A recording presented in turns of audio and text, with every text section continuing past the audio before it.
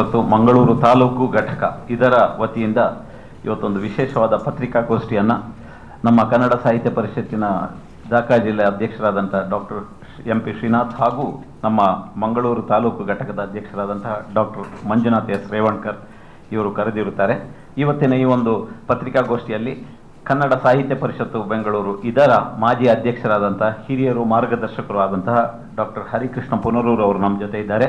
ಅದೇ ರೀತಿ ಮಂಗಳೂರು ಕಸಾಪದ ಕಾರ್ಯಕಾರಿ ಸಮಿತಿ ಸದಸ್ಯರಾದಂತಹ ಸನತ್ ಅವರಿದ್ದಾರೆ. ಹಾಗೆಯೇ ಅರುಣ ನಾಗರಾಜ್ ಅವರು ಸಹ ಕಸಾಪದ ದಾಖಾ ಜಿಲ್ಲೆಯ ಕಾರ್ಯಕಾರಿ ಸಮಿತಿ ಸದಸ್ಯರು.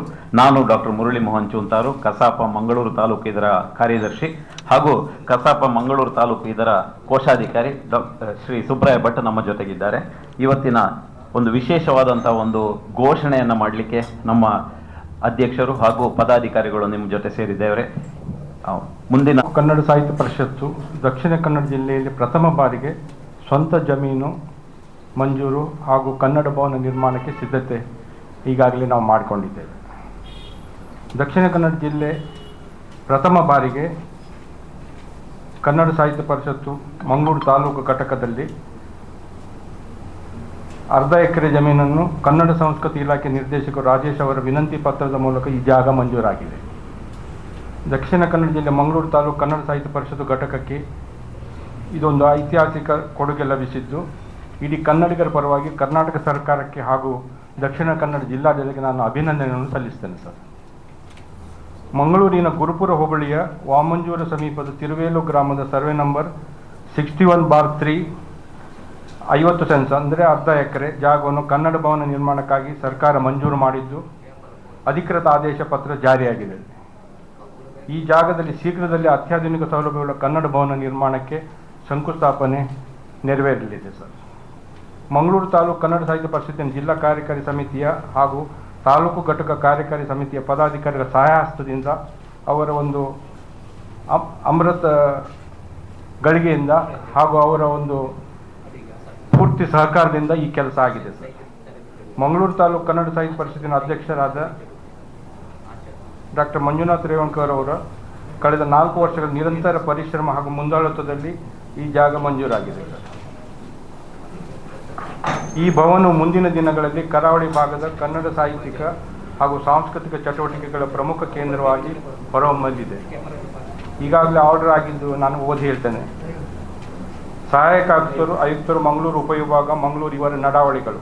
ವಿಷಯ: ದಕ್ಷಿಣ ಕನ್ನಡ ಜಿಲ್ಲೆ ಮಂಗಳೂರು ತಾಲೂಕು ಗುರುಪುರ ಹೋಬಳಿ ತಿರುವೇಲು ಗ್ರಾಮದ ಸರ್ವೆ ನಂಬರ್ 61/3 50 ಸೆನ್ಸ್ ಅಂದರೆ ಅರ್ಧ ಎಕರೆ ಜಮೀನನ್ನು ದಕ್ಷಿಣ ಕನ್ನಡ ಜಿಲ್ಲಾ ಸಾಹಿತ್ಯ ಪರಿಷತ್ತು ಮಂಗಳೂರು ತಾಲೂಕು ಘಟಕ ಕಚೇರಿ ಸಭಾಂಗಣ ನಿರ್ಮಾಣ ಮಾಡುವ ಉದ್ದೇಶಕ್ಕಾಗಿ ಕನ್ನಡ ಮತ್ತು ಸಂಸ್ಕೃತಿ ಇಲಾಖೆಗೆ ಹೆಸರಿಗೆ ಕಾದಿರಿಸುವ ಕುರಿತು ಉಲ್ಲೇಖ: ಸರ್ಕಾರದ ಅಧಿಸೂಚನೆ, ತಹಸೀಲ್ದಾರದ ಅಧಿಸೂಚನೆ, ಮಾನ್ಯ ಜಿಲ್ಲಾಧಿಕಾರಿ ನ್ಯಾಯಾಲಯದ ಮಂಗಳೂರು ಆದೇಶ.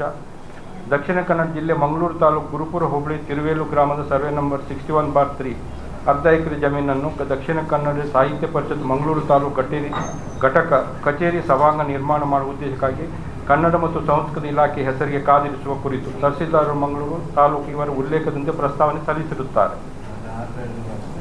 ಆದೇಶ: ಪ್ರಸ್ತಾವನೆ ವಿವರಿಸಿದ ಅಂಶಗಳ ಹಿನ್ನೆಲೆಯಲ್ಲಿ ದಕ್ಷಿಣ ಕನ್ನಡ ಜಿಲ್ಲೆ ಮಂಗಳೂರು ತಾಲೂಕು ಗುರುಪುರ ಹೋಬಳಿ ತಿರುವೇಲು ಗ್ರಾಮದ ಸರ್ವೆ ನಂಬರ್ 61/3 ಅರ್ಧ ಎಕರೆ ಜಮೀನನ್ನು ದಕ್ಷಿಣ ಕನ್ನಡ ಜಿಲ್ಲೆ ಕನ್ನಡ ಸಾಹಿತ್ಯ ಪರಿಷತ್ತು ಮಂಗಳೂರು ತಾಲೂಕು ಘಟಕ ಸಭಾಂಗಣ ನಿರ್ಮಾಣ ಮಾಡುವ ಉದ್ದೇಶಕ್ಕಾಗಿ ಮತ್ತು ಸಂಸ್ಕೃತಿ ಇಲಾಖೆ ಹೆಸರಿಗೆ ಉಲ್ಲೇಖ 1ರಂತೆ ಕರ್ನಾಟಕ ಭೂಕಂದಾಯ ಕಾಯ್ದೆ 1964ರ ಕಲಂ 71ರಂತೆ ಕಾಯ್ದಿರಿಸಿ ಆದೇಶಿಸಲಾಗಿದೆ.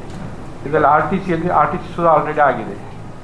ಆರ್ಟಿಸಿಯಲ್ಲಿ ಅರ್ಧ ಎಕರೆ ಜಮೀನನ್ನು ದಕ್ಷಿಣ ಕನ್ನಡ ಸಾಹಿತ್ಯ ಪರಿಷತ್ತು ಮಂಗಳೂರು ತಾಲೂಕು ಘಟಕ ಕಚೇರಿ ನಿರ್ಮಾಣಕ್ಕಂಥೇಳಿ ಆರ್ಟಿಸಿ ಆಗಿದೆ. ಇದನ್ನು ನಾನು ನಿಮಗೆ ನಮ್ಮ ಹಸ್ತಾಂತರ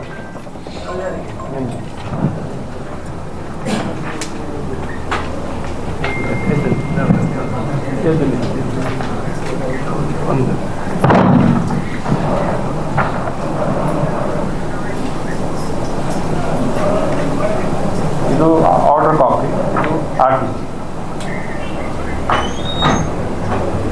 ಜಿಲ್ಲೆಯಲ್ಲಿ ಒಳ್ಳೆ ಕೆಲಸ ಮಾಡಿದರೆ ಮಾಡಿಕೊಟ್ಟದ್ದು ಅವರ ಸಾಹಸವನ್ನು ನಾವು ಮೆಚ್ಚಿಕೊಳ್ಬೇಕು ರಾಜ್ಯದಲ್ಲ ಕೂಡ.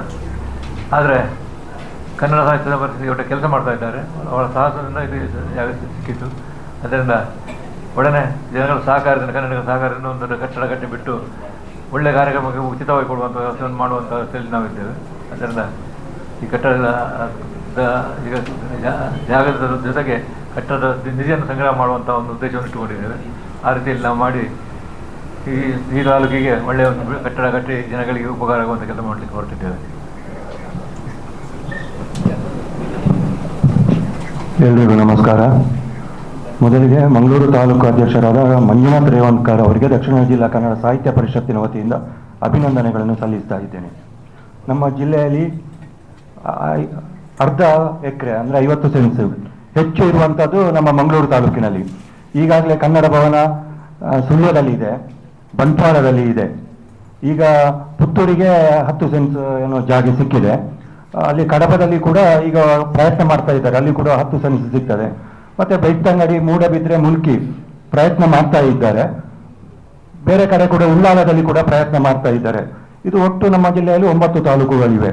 ಹಾಗೆ ನಾವು ಜಿಲ್ಲೆಗೂ ಕೂಡ ನಾವು ಪ್ರಯತ್ನಗಳನ್ನು ಮಾಡ್ತಾ ಇದ್ದೇವೆ. ನಮ್ಮ ಬಹಳ ಒಂದು ಗುರುಪುರ ಹೋಬಳಿಯ ತಿರುವೈಲು ಅಲ್ಲಿ 50 ಸೆನ್ಸ್ ಜಾಗ, ಬಹಳ ಒಳ್ಳೆಯ ಜಾಗ ಅಂತೇಳಿ ಈಗಾಗಲೇ ಅಧ್ಯಕ್ಷರು ಹೇಳಿದ್ರು. ಈ ಒಂದು ಉದ್ದೇಶದಿಂದ ನಾವೆಲ್ಲರೂ ಸಹಕರಿಸಬೇಕು ಅಂತೇಳಿ ತಮ್ಮಲ್ಲಿ ವಿನಂತಿಯನ್ನು ಮಾಡ್ತಾ ಧನ್ಯವಾದಗಳು. ಮತ್ತು ಯಾರಾದರೂ ದಾನಿಗಳು ಕನ್ನಡ ಭವನ ಕಟ್ಟಲಿಕ್ಕೆ ಬಂದರೆ ಅದನ್ನು ನಾವು ಸ್ವೀಕರಣೆ ಮಾಡಿ ಆಲ್ರೆಡಿ ಸ್ಟಾರ್ಟ್ ಮಾಡ್ತೇವೆ. ಅದಕ್ಕೆ ನೀವು ನಿಮ್ಮ ಪ್ರಚಾರದಲ್ಲಿ ಯಾರಾದರೂ ಕನ್ನಡ ಭವನ ಕಟ್ಟಲಿಕ್ಕೆ ಮುಂದೆ ಬರುವುದಾದರೆ ಬರ್ಬೋದು.